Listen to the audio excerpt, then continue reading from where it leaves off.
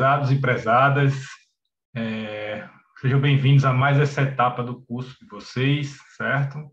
Eu sou o Carlos Eduardo, eu sou professor do Instituto Federal de Pernambuco e tive a oportunidade de ser convidado para conversar com vocês um pouco sobre a questão dos pagamentos por serviços ambientais ou pagamentos por serviços ecossistêmicos, como a gente vai ver aqui durante o curso, certo?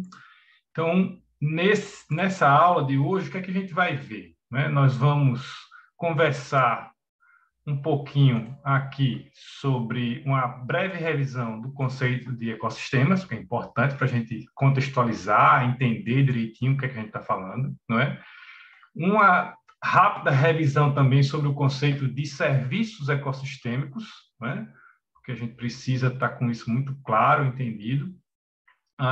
Falar um pouquinho sobre a relação entre serviços ecossistêmicos e bem-estar humano, ok? Porque isso vai dar base para a gente falar sobre o quê? Falar sobre valoração de serviços ecossistêmicos e, consequentemente, falar de pagamento por serviços ambientais ou serviços ecossistêmicos, ok?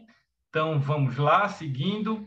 Primeiro, não é, vocês devem aí se lembrar, né, devem ter visto durante o curso uma conversa sobre os conceitos sobre ecossistemas, né? Então, os ecossistemas são esse complexo e dinâmico interação, essa complexa e dinâmica interação, tanto entre os aspectos biológicos quanto físico-químicos que envolvem o ambiente, né? Então, essas interações dos ecossistemas, né, geram uma série de fluxos de matéria e de energia, né? E esse fluxo de matéria e energia, que é natural, que ocorre pelo adequado funcionamento dos ecossistemas, é que, quando afeta o ser humano, quando interage com o ser humano, né, a gente começa a entender, a perceber esse fluxo dos ecossistemas como um serviço ecossistêmico, ou como um serviço ambiental. Então, essas funções ecológicas que ocorrem normalmente, né, quando interagem com o ser humano, quando geram algum tipo de benefício para o ser humano, a gente chama ele de serviços ecossistêmicos, tá? Então, aqui um exemplo, olha, dentro de um habitat, né, para a biodiversidade, onde você tem aí os elementos desse habitat, desse ecossistema, né, gerando aí ou mantendo a resiliência desse ecossistema com as suas interações, né, normais, ou seja, se você tem uma espécie que se propaga demais, né, e aí o predador dessa espécie vai lá e vai conter essa propagação, né, isso é uma coisa que acontece normalmente nos ecossistemas. Mas para nós pode ser entendido como uma proteção ou um controle de pragas, né? Então, nesse momento, os fluxos, as funções que ocorrem nos ecossistemas passam a ser entendidas para nós como serviços ecossistêmicos, porque, de alguma forma, interagiram com o ser humano, né? Então, se vocês observarem, o conceito de serviços ecossistêmicos é um conceito extremamente antropocêntrico, certo? E assim o é porque a ideia de chamar essas funções ecológicas de serviços ecossistêmicos vem exatamente da necessidade de se demonstrar à população humana a importância que esses fluxos, que essas funções ecológicas têm para a manutenção da própria espécie humana, certo? Então, é por isso que a ideia de serviços ecossistêmicos tem tanta essa conotação ligada ao ser humano mesmo, ok? Então, só para a gente ter uma ideia aqui mais formalizada, né, do conceito de serviços ecossistêmicos, né, a Gretchen Daly, lá em 97, né, estabeleceu aquele que é o conceito talvez mais famoso de serviços ecossistêmicos, né, que é essa ideia de que esses fluxos dos ecossistemas, né, eles geram condições, né, eles são processos que ocorrem naturalmente nos ecossistemas e que dão suporte à vida humana, né? Então, o conceito traz o tamanho da importância desses elementos para a sociedade humana, né? Então, vocês já devem ter discutido, conversado um pouco durante o curso sobre serviços ecossistêmicos ou sobre serviços ambientais. Existem alguns autores que fazem uma diferenciação, colocando serviços ambientais como aqueles em que há uma participação do ser humano, né, ativa ou passiva, né, e serviços ecossistêmicos como aqueles em que não haveria a participação do ser humano. Né?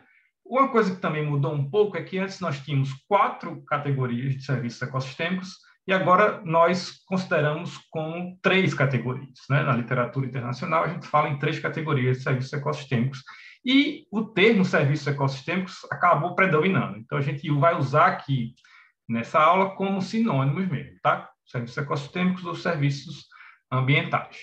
Então, dentro dessas 3 categorias de serviços ecossistêmicos, nós temos os chamados serviços de provisão, os serviços de regulação e os serviços culturais, ok?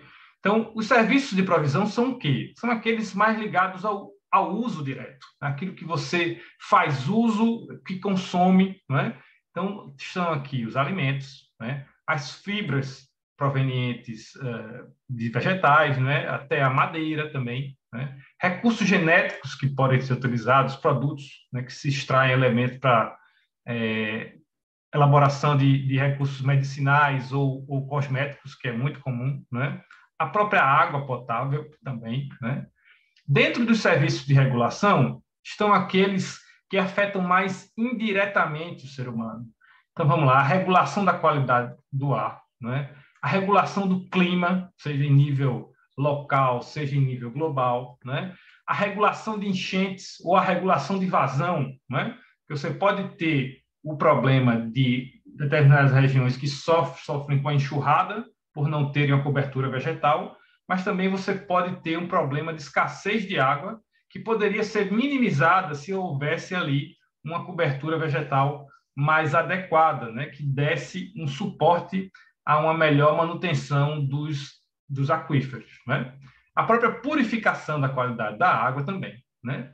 E, por fim, nós temos os chamados serviços culturais, que são aqueles, de certa forma, mais abstratos, né? Então, estão ligados tanto a aspectos mais espirituais, mais de relação, né? de um uso sem extração por parte do ser humano dos recursos naturais, né? Mas também um uso contemplativo, um uso para a diversão, né? Para o prazer, para o lazer.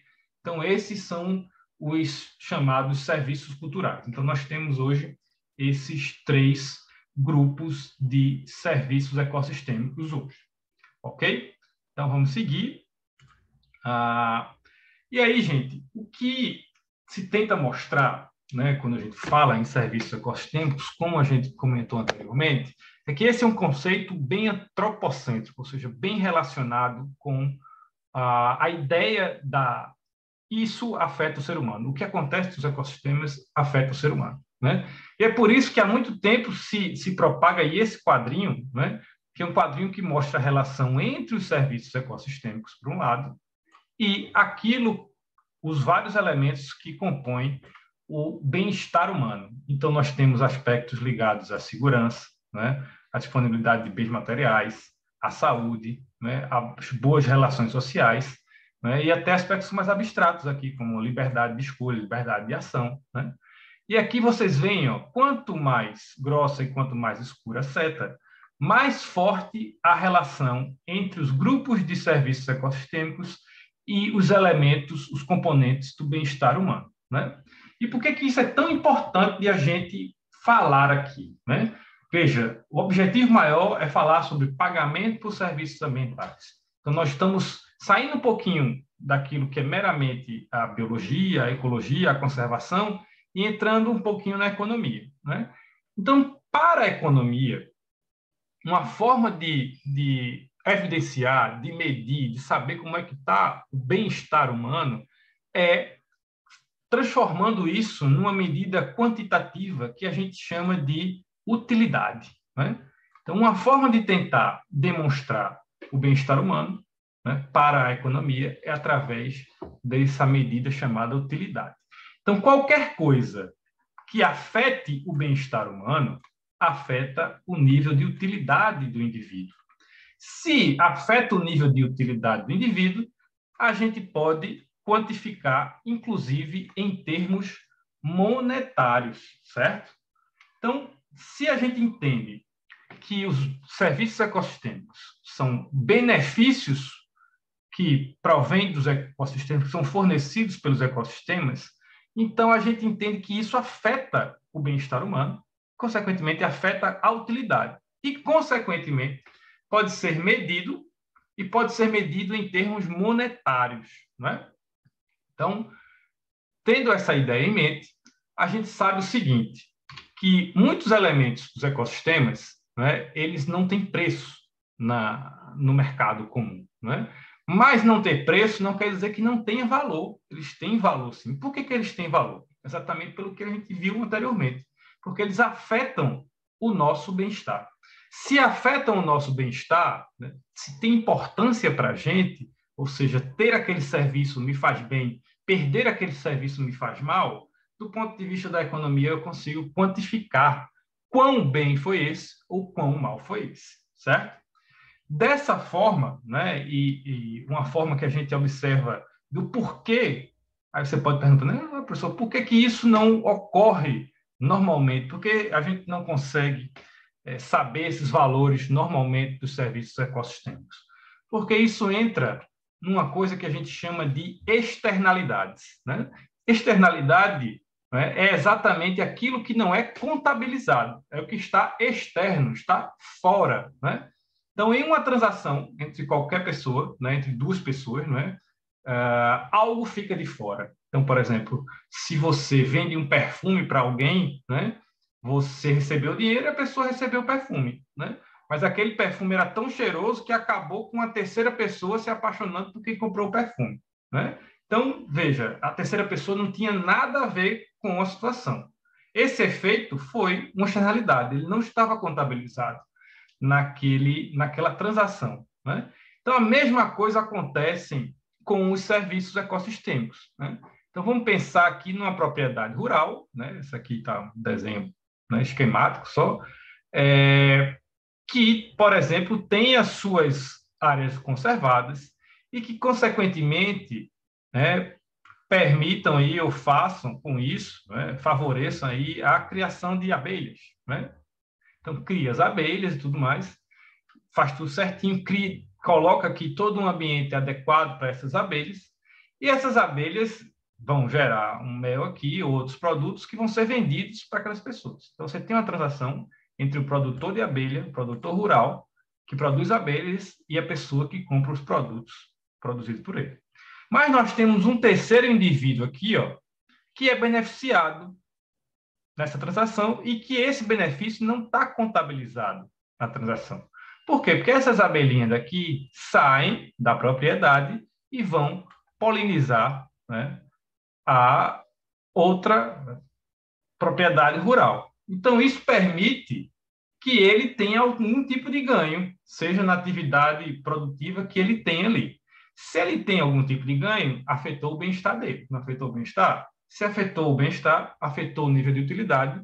Consequentemente, nós temos como mensurar, como medir, como dizer o tamanho do valor desse benefício gerado pela polinização, não é? É por isso que, quando se pensa em como é que a gente resolve aquela situação anterior, se a pessoa está gerando benefício para outra, ela deveria ser remunerada, deveria ser compensada por isso, né? Então, em função dessa necessidade, se desenvolveu a ideia dos pagamentos dos serviços ambientais, ou dos pagamentos dos serviços ecossistêmicos, né? Então, você tem aqui, ó, alguém, algum produtor rural, ou uma área, unidade de conservação, né? Que provê esse serviço ecossistêmico, que provê esse serviço ambiental. Como? Mantendo aquele ecossistema conservado, né? Os seus fluxos estão funcionando e esses serviços são gerados. Então, se esses serviços estão gerados, né, se alguém está se beneficiando, não seria justo que esse alguém beneficiado pague por esses serviços? Não é?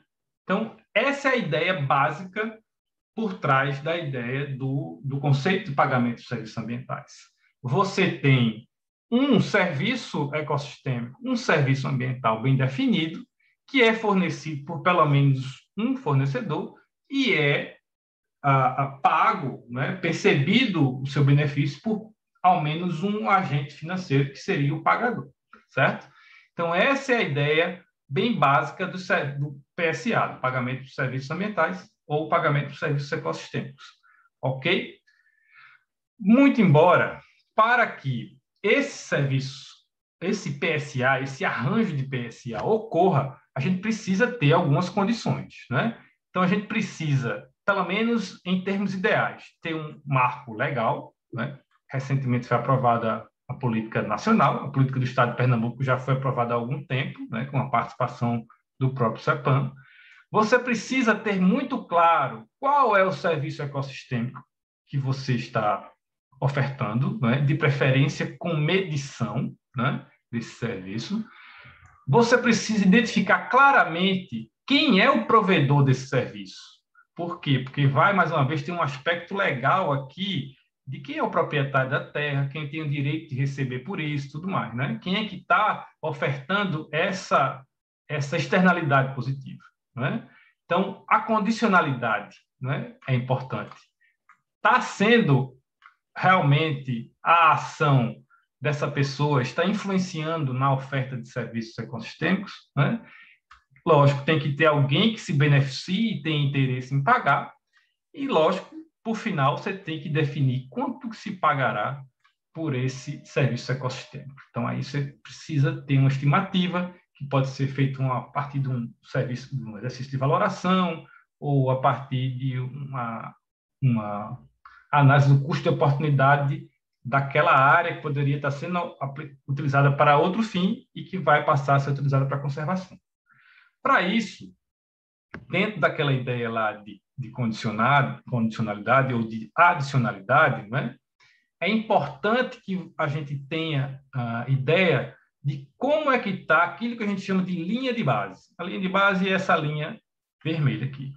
Por quê? Você tem situações em que, se você não fizesse nada naquela área, aquela área poderia continuar com o mesmo nível de qualidade ambiental.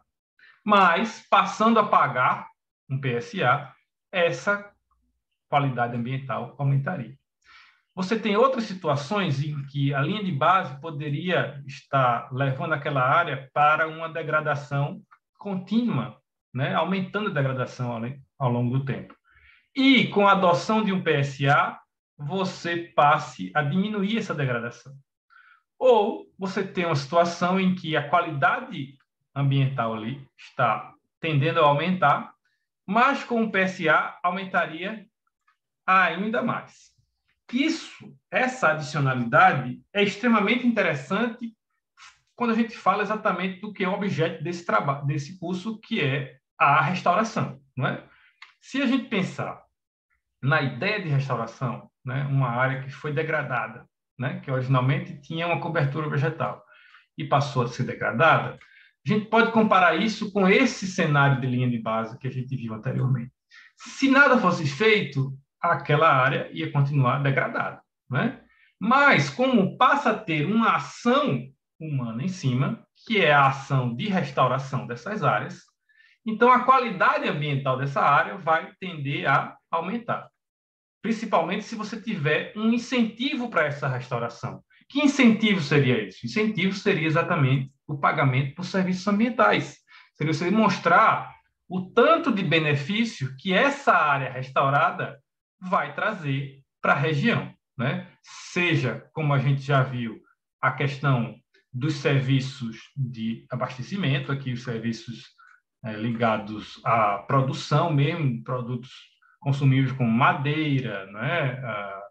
Aumentar o fluxo de água, seja aqueles serviços ligados à regulação climática, à regulação do fluxo de água, como a gente falou agora, né? Sejam aqueles serviços ligados aos aspectos culturais ou de recreação. Você pode ter uma área que vai passar a ser uma paisagem mais bonita, atrativa para turismo e tudo mais, certo? Então, gente, o que a gente queria mostrar do pagamento de serviços ambientais era isso. A gente tem essa possibilidade de implementar esse incentivo econômico, que é isso que o pagamento dos serviços ambientais é uma ferramenta econômica, um instrumento de política pública, um instrumento econômico que gera um incentivo para que haja uma melhoria num determinado ambiente. Melhoria que pode ser exatamente a restauração feita em determinada área degradada, que, como vocês estão vendo nesse momento, tem custos, né? E para reduzir esses custos, ou para tornar mais viável, para incentivar essa restauração, o pagamento por serviços ambientais pode ser um elemento extremamente interessante para impulsionar esse tipo de ação, ok? Então, aqui estão algumas das referências que a gente usou, né? E aqui está o meu contato. Estou disponível aí para maiores conversas. Então, eu espero que vocês tenham gostado desse curta apresentação sobre o que são os pagamentos dos serviços ambientais. E desejo a todos um excelente curso.